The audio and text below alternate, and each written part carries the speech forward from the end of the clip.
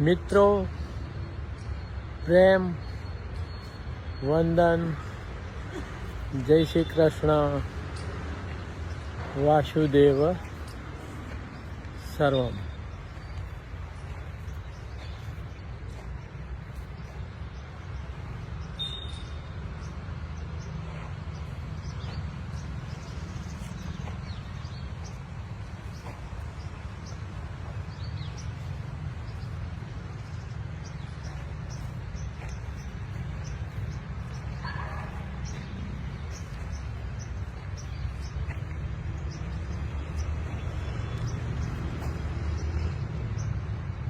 આપ જે મારી પાછળનું દ્રશ્ય જોઈ રહ્યા છો,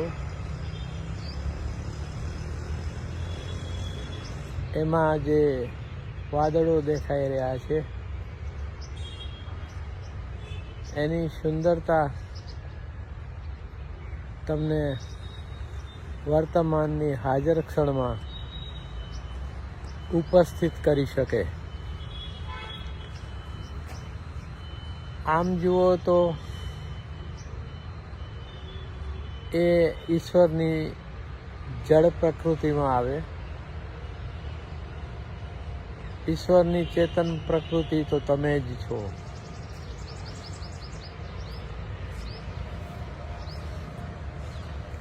એના સંદર્ભે જ આજે એક નાનકડી રચના છે.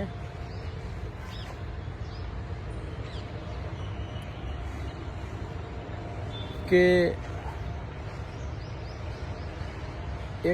એક સંત, આત્મસ્મરણના સંત રોબર્ટ અલબર્ટને એવું કહ્યું છે કે દરેક યુગ તમને વર્તમાન આપે છે અને વર્તમાન તમને હાજર ક્ષણ આપે છે અને ક્ષણ અલૌકિક છે. વર્તમાનની હાજર ક્ષણોમાં હોવાપણું આપણા દ્વિતીય શરીરનું ગઠન કરે છે, જે આપણા મૃત્યુ પછી પણ ટકી રહે છે.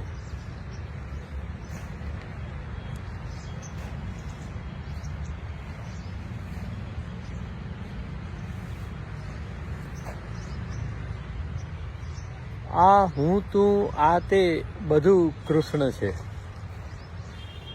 આ હું તું આ તે બધું કૃષ્ણ છે. જડ ચેતન બધું કૃષ્ણ છે. આ હું તું આ તે બધું કૃષ્ણ છે. જડ ચેતન બધું કૃષ્ણ છે. આવો ભાવ ક્રિએટ કરવો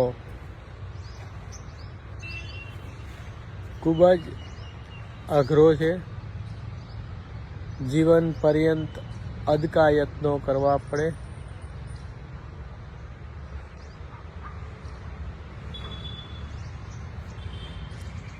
એ સમોહમ સર્વભૂતેષુ છે. ભગવાન ગીતામાં કહે છે કે હું બધા જ ભૂતોમાં રહું છું. ઈશ્વર સર્વભૂતાનામ હૃદેશ અર્જુન તિષ્ઠતિ. ભ્રામયન સર્વભૂતાની યંત્રારૂઢાની માયયા. અહમ આત્મા ગુડાકેશો સર્વભૂતાશય સ્થિત સમમ સર્વેષુ ભૂતેષુ તિષ્ઠંતમ પરમેશ્વરમ. તો વારંવાર કૃષ્ણ ભગવાન ગીતામાં ઘણા શ્લોકોમાં કહે છે કે હું આ બધા જ ભૂતોમાં સમાન રીતે સમાયેલો છું. એ સમોહમ સર્વભૂતેષુ છે. પ્રકૃતિ અષ્ટધાય કૃષ્ણ છે. તો જે જડ ચેતન ભૂમિરાપો અનલો વાયુ ખમ મનો બુદ્ધિ એવ ચ.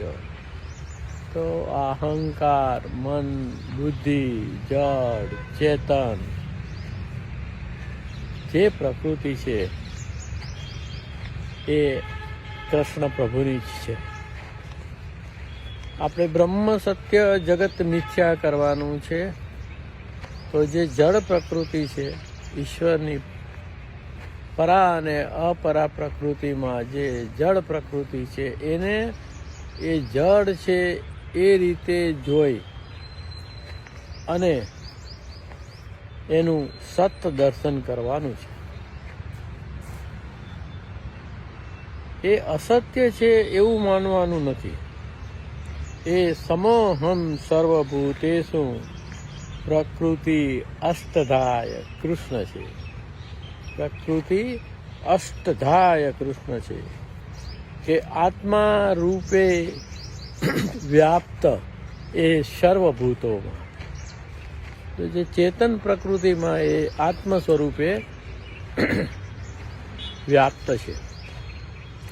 આત્મા રૂપે વ્યાપ્ત એ સૌ ભૂતોમાં કર્મો માયાથી ભમાવે કૃષ્ણ છે. અને આપણને આપણા કર્મો પ્રમાણે આ માયાવી શરીર યંત્ર ઉપર ગુમાવે છે.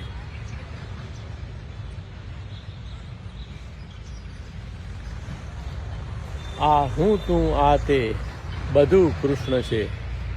જડ ચેતન બધું કૃષ્ણ છે. આદિ મધ્ય ને અંત ભૂતોનો, આદિ મધ્ય ને અંત ભૂતોનો પરમ તત્વ એ કૃષ્ણ છે. પરમ તત્વ એ કૃષ્ણ છે. આદિ મધ્ય ને અંત ભૂતોનો એ પરમ તત્વ એક કૃષ્ણ છે. આ હું તું આ તે બધું કૃષ્ણ છે. જડ ચેતન બધું કૃષ્ણ છે. કે અંતિમ જન્મે મહાત્મા જાણે. ગીતામાં એક શ્લોક છે કે બહુનામ જન્મના મંતે જ્ઞાનવાન મામ પ્રપદ્યતે વાસુદેવ સર્વમ ઇતિ સ મહાત્માસુ દુર્લભ. બહુ જન્મો જન્મ પછીના અંતિમ જન્મમાં એ મહાત્મા જાણી લે છે કે આ જે કંઈ છે એ બધું જ વાસુદેવ કૃષ્ણ ભગવાન છે. આદિ મધ્ય ને અંત ભૂતોનો પરમ તત્વ એક કૃષ્ણ છે. આદિ મધ્ય ને અંત ભૂતોનો પરમ તત્વ એક કૃષ્ણ છે.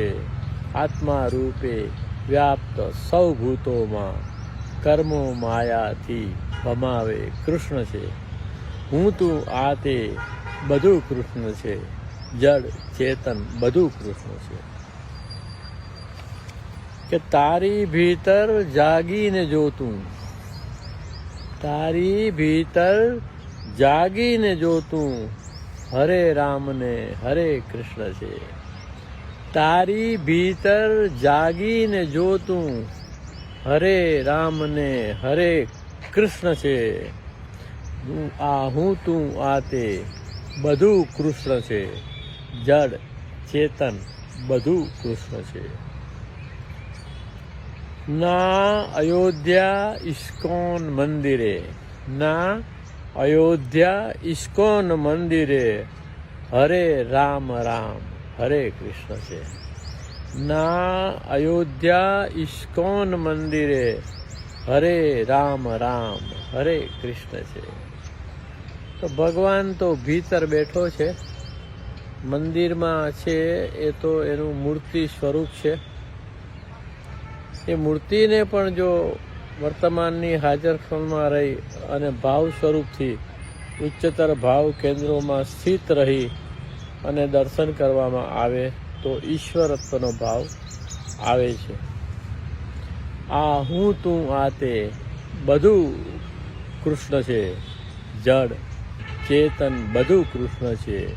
એ સમોહમ સર્વભૂતેષુ છે, પ્રકૃતિ અષ્ટધા પણ કૃષ્ણ છે.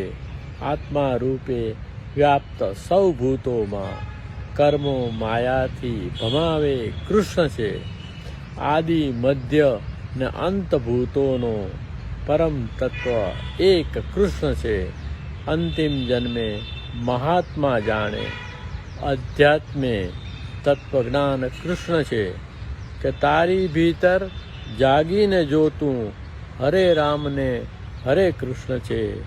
ના અયોધ્યા ઇસ્કોન મંદિરે હરે રામ રામ હરે કૃષ્ણ છે. પ્રેમ વંદન. કેમ છે? જય શ્રી કૃષ્ણ. જય શ્રી વાસુદેવ. કૃષ્ણ, જય શ્રી કૃષ્ણ. આ મારા પરમ આદરણીય મિત્ર છે, જે રોજ સવારે મને મળે છે. એમનામાં પણ કૃષ્ણ ભગવાનનો વાસ છે. એટલે હું તું આ તે બધામાં કૃષ્ણ ભગવાનનો વાસ છે એવું જ્યારે આપણે જોઈએ છીએ ત્યારે જ આપણે સાચું જોઈએ છીએ. એ સિવાયનું બધું જ જોવું આધ્યાત્મિક રીતે વ્યર્થ જોવું છે. પ્રેમ વંદન. જય શ્રી કૃષ્ણ. વાસુદેવ સર્વમ.